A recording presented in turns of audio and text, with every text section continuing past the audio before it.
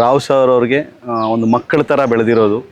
ನಾವೆಲ್ಲ ಮಂಚಗಾನಹಳ್ಳಿಯಲ್ಲಿ ಚಿಕ್ಕ ಚಿಕ್ಕ ಮಕ್ಕಳಾಗಿದ್ದಾಗ ಗ್ರಾಮ ವಿಕಾಸ್ ಸಂಸ್ಥೆಯಿಂದ ಬಂದು ಅಲ್ಲಿ ನಮಗೆ ಟೀಚರ್ಸ್ ಬಂದು ನಮಗೆ ಪಾಠ ಮಾಡ್ತಾಯಿದ್ರು.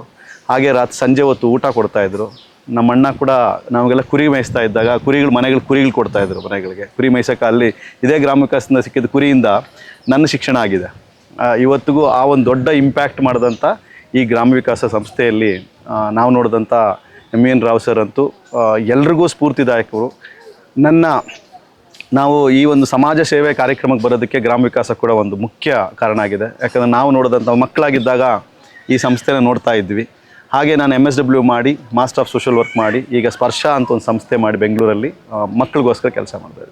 ಆದರೆ ಈ MN ರಾವ್ ಸರ್ ಏನಿದ್ರು ಅವ್ರು ಯಾವತ್ತೂ ಅವ್ರಿಗೋಸ್ಕರ ಅಥವಾ ಒಂದು ಸಂಸ್ಥೆಗೋಸ್ಕರ ಕೆಲಸ ಮಾಡಿದವರಲ್ಲ.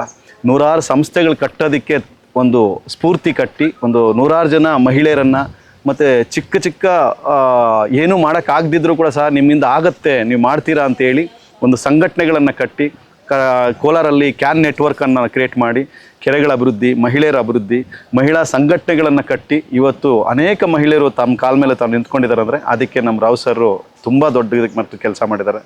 ನಮ್ಮ ಭಾಗ್ಯ, ನಮ್ಮ ಅದೃಷ್ಟ ಅಂಥವರ ನೆರಳಲ್ಲಿ ನಾವು ಒಂದಷ್ಟು ದಿನ ಕಾಲ ಕಳೆಯೋಕ್ಕಾಗಿದ್ದಕ್ಕೆ ಎಲ್ರಿಗೂ ಸಹ ನಾವು ಅವ್ರ ಕುಟುಂಬಕ್ಕೆ ಮತ್ತು ಇವತ್ತು ಅವ್ರ ಬರೀ ಕುಟುಂಬ ಅಲ್ಲ, ಮುಳಬಾಗಿಲು ತಾಲೂಕಿಗೆ ಹೇಳೋದಂದರೆ ಅಂಥ ಒಬ್ಬ ಮಹನೀಯನ ಕಳ್ಕೊಂಡು ನಾವು ಮುಳಬಾಗಿಲು ತಾಲೂಕು ಬಡವಾಗಿದೆ.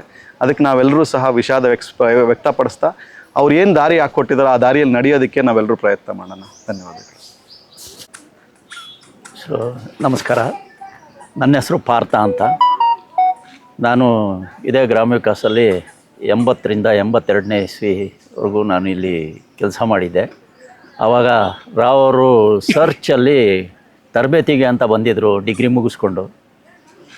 ಅವರು ನನ್ನ ಸಹಪಾಠಿಯಾಗಿ, ನನ್ನ ಸಹಭಾಗಿಯಾಗಿ ನನ್ನ ಜೊತೆ ಗ್ರಾಮ ವಿಕಾಸದಲ್ಲಿ ಸಿಬ್ಬಂದಿಯಾಗಿ ಕೆಲಸಕ್ಕೆ ಬಂದರು.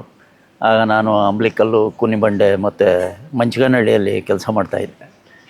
ಸೊ ಆ ಹಿನ್ನೆಲೆಯಲ್ಲಿ ನನಗೆ ಭಾಳ ಆತ್ಮೀಯರಾದಂಥ ವ್ಯಕ್ತಿ. ಇವತ್ತು ಅವ್ರು ನಮ್ಮ ಜೊತೆಗಿಲ್ಲ ಅನ್ನೋದು ಭಾಳ ನೋವು ಉಂಟು ಮಾಡೋದಿರೋಂಥ ವಿಚಾರ. ಭಾಳಷ್ಟು ವಿಚಾರಗಳಲ್ಲಿ ನಾವು ಸಮಾನ ಆಸಕ್ತರು. ಸಾಕಷ್ಟು ವಿಚಾರಗಳನ್ನ ನಾವು ಚರ್ಚೆ ಮಾಡ್ತಾಯಿದ್ವಿ. ಭಾಳ ಮುಖ್ಯವಾಗಿ ಕೋಲಾರದ ಪರಿಸರದ ಬಗ್ಗೆ ನಮ್ಮಲ್ಲಿ ಸಾಕಷ್ಟು ಚರ್ಚೆಗಳಾಗ್ತಾಯಿತ್ತು. ಸೊ ಇತ್ತೀಚಿನ ದಿನಗಳಲ್ಲಿ ಮಾಡ್ತಾ ಇದ್ದಂಥ ಕೆಲಸ ಅಂತಂದರೆ ಕೆರೆಗಳಲ್ಲಿ ಹೂಳು ತೆಗೆದು ಅದ್ರ ಮುಖಾಂತರ ಕೆರೆಗಳನ್ನ ಉಳಿಸ್ಕೊಡುವಂಥದ್ದು. ಆ ದಿಕ್ಕಲ್ಲಿ ಇವತ್ತು ನಮಗೆ ಒಂದು ಸಹಾಯ ಮಾಡ್ತಾ ಇದ್ದಂಥ ಒಂದು ಕೈ ನಮಗೆ ಇವತ್ತು ಇಲ್ದಂಗಾಗಿದೆ. ಸೊ ಅದು ಒಂದು ಭಾಳ ತುಂಬಲಾಗದೇ ಇರುವಂಥ ನಷ್ಟ. ಸೊ ಈ ಸಂದರ್ಭದಲ್ಲಿ ಅವ್ರನ್ನ ಕಳ್ಕೊಂಡಿರುವಂಥ ಗ್ರಾಮ ವಿಕಾಸ ಸಂಸ್ಥೆ ಸೊ ಮುಂದಿನ ದಿನಗಳಲ್ಲಿ ಯಾರು ಇದನ್ನು ಮುನ್ನಡೆಸ್ತಾರೆ ಅವರು ಧೈರ್ಯವಾಗಿ ಅದನ್ನು ಎಲ್ಲರ ಸಹಕಾರ ತೊಗೊಂಡು ಅದನ್ನು ಮುಂದುವರಿಸ್ಕೊಂಡು ಹೋಗಲಿ. ಮತ್ತು ಇದು ಏನಿದಕ್ಕೆ ಒಂದು ಫೌಂಡೇಶನ್ ಇದೆ, ಆ ಫೌಂಡೇಶನನ್ನು ಇನ್ನಷ್ಟು ಭದ್ರಗೊಳಿಸಿ ಇನ್ನೂ ಸಾವಿರಾರು ಜನಕ್ಕೆ ಇಲ್ಲಿಂದ ನೆರಳಾಗೋ ಅಂಕೆ ಇದು ಸಂಸ್ಥೆನ ಬೆಳೆಸ್ಕೊಂಡು ಹೋಗಲಿ ಅಂತ ಒಂದು ಆಶಿಸ್ತಾ ನನ್ನ ಮಾತನ್ನು ಮುಗಿಸ್ತಾ ಇದ್ದೀನಿ. ನಮಸ್ಕಾರ, ಧನ್ಯವಾದ. ಕಳೆದ ಒಂದು 17 ವರ್ಷಗಳಿಂದ ರಾವ್ ಸರ್ ಪರಿಚಯ, ಮತ್ತು ಅವರು ನಮ್ಮಂತಹ ಅದೆಷ್ಟೋ ಯುವಜನರನ್ನು ಬಡಿದೆಬ್ಬಿಸಿ ಸಾಕಷ್ಟು ಗ್ರಾಮೀಣ ಭಾಗದಲ್ಲಿ ಹೇಗೆ ಕೆಲಸ ಮಾಡಬೇಕು ಮತ್ತು ಯಾವ ರೀತಿ ನಾವು ಸಂಸ್ಥೆಗಳನ್ನು ಕಟ್ಟಿ ಹೋಗೋದ್ರ ಬಗ್ಗೆ ನಮಗೆ ಸಾಕಷ್ಟು ಮಾಹಿತಿನ ಕೊಟ್ಟು ನಮ್ಮನ್ನು ಬಲಪಡಿಸಿದ್ದಾರೆ. ಜೊತೆಗೆ ಅವರು ಒಬ್ಬ ವ್ಯಕ್ತಿಯಾಗಿ ಬರೀ ಸಾಮಾಜಿಕ ಅಭಿವೃದ್ಧಿಗೆಲ್ಲ ಒಂದು ತಾಯಿ ಹೃದಯ ಇರೋವಂಥ ಮನುಷ್ಯ. ಪ್ರತಿಯೊಬ್ಬರಿಗೂ ಏನು ಬೇಕು, ಏನು ಬೇಕಿದೆ ಅನ್ನೋದ್ರ ಬಗ್ಗೆ ಅವ್ರು ಬಹಳ ಕಾಳಜಿಯನ್ನು ವಹಿಸ್ತಾ ಇದ್ದರು. ಅವರನ್ನು ಈ ಜಿಲ್ಲೆ ಕಳ್ಕೊಂಡು ಸಾಕಷ್ಟು ನಷ್ಟನ ಅನುಭವಿಸಿದೆ. ಸಾಮಾಜಿಕವಾಗಿ ಸಾಕಷ್ಟು ಜನರಿಗೆ ಅದು ಹೊಡೆತ ಕೂಡ ಆಗಿದೆ. ಯಾಕಂತ ಹೇಳಿದ್ರೆ ಅವರು ಇದ್ದಿದ್ರೆ ಇನ್ನೊಂದಷ್ಟು ಜನರಿಗೆ, ಲಕ್ಷಾಂತರ ಜನರಿಗೆ ಸಹಾಯ ಸಿಗ್ತಿತ್ತು, ಒಂದು ಬದುಕನ್ನು ಕಟ್ಕೊಡ್ಲಿಕ್ಕೆ ಸಾಧ್ಯ ಆಗ್ತಿತ್ತು. ಇದು ಒಂದು ರೀತಿ ತುಂಬಲಾರ್ದ ಒಂದು ನಷ್ಟ ಆಗಿದೆ. ಈ ಒಂದು ಸಂಸ್ಥೆಗೂ ಕೂಡ ಅದನ್ನು ಮುನ್ನಡೆಸುವ ಒಂದು ಶಕ್ತಿ, ಅಷ್ಟು ಅದ್ಭುತವಾದ ಶಕ್ತಿ ಬೇರೆ ಯಾರಿಗೂ ಬರೋದಕ್ಕೆ ಸಾಧ್ಯ ಇಲ್ಲ. ಯಾಕಂದರೆ ಅವರು ಆಲೋಚನಾ ಕ್ರಮ ಬೇರೆಯವ್ರಿಗೆ ಬರೋದು ಕಷ್ಟ.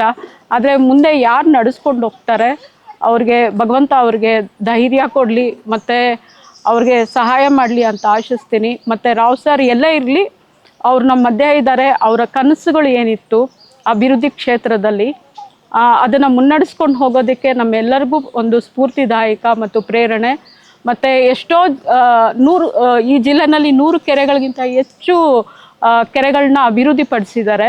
ಸೊ ಅವ್ರಿಗೆ ನಾವು ಏನು ಕೊಡುಗೆ ಆಗಿ ಕೊಟ್ಟರು ಬಹಳ ಕಡಿಮೆ. ಅವ್ರಿಗೆ ದೇವರು ಶಾಂತಿ ಕೊಡಲಿ, ಅವ್ರು ನಮ್ಮ ಜೊತೆ ಸದಾ ಇದ್ದಾರೆ ಅಂತ ಭಾವಿಸ್ತಾ ಅವರು ಹಾರೈಕೆ ಎಲ್ಲರಿಗೂ ಸಿಕ್ಕಲಿ ಅಂತ ಬಯಸ್ತೀನಿ. ಜೊತೆಗೆ ಅವರು ತುಂಬಾ ನಾವು ನೋಡೋ ಕ್ಷೇತ್ರ ತುಂಬ ವಿದ್ಯಾಭ್ಯಾಸಕ್ಕಾಗಿ ಬಹಳ ಜನಕ್ಕೆ ಅನುಕೂಲ ಮಾಡಿಕೊಟ್ಟಿದ್ದಾರೆ. ಯಾರು ಒಬ್ಬರಿಗೆ ವಿದ್ಯಾಭ್ಯಾಸ ಇಲ್ಲ ಅಂದರೆ 10 ಜನಕ್ಕೆ ಹೇಳಿ ಅವ್ರಿಗೆ ವಿದ್ಯಾಭ್ಯಾಸವನ್ನು ಕೊಡಿಸ್ತಾ ಇದ್ರು. ನಮ್ಮ ಹತ್ರ ಏನಿಲ್ಲ ಅಂದರೂ ಕೂಡ ಅದನ್ನು ಪೂರೈಕೆ ಮಾಡುವಂಥ ಎಲ್ಲ ಪ್ರಯತ್ನಗಳು ಕೂಡ ಮಾಡಿ ನಮಗೆ ಪೂರೈಕೆ ಮಾಡ್ತಾಯಿದ್ರು. ಸೊ 100 ಜನ ಮಕ್ಕಳಿಗೆ ಅವರ ತುಂಬ ಹೆಲ್ಪ್ಫುಲ್ ಆಗಿದ್ದಾರೆ. ಸೊ ಹಾಗಾಗಿ ಅವರ ಋಣನ ನಾವೆಲ್ಲ ತೀರಿಸೋದಕ್ಕೆ ತುಂಬ ಕಷ್ಟ ಅಂತ ಈ ಸಮಯದಲ್ಲಿ ಹೇಳ್ತೀವಿ.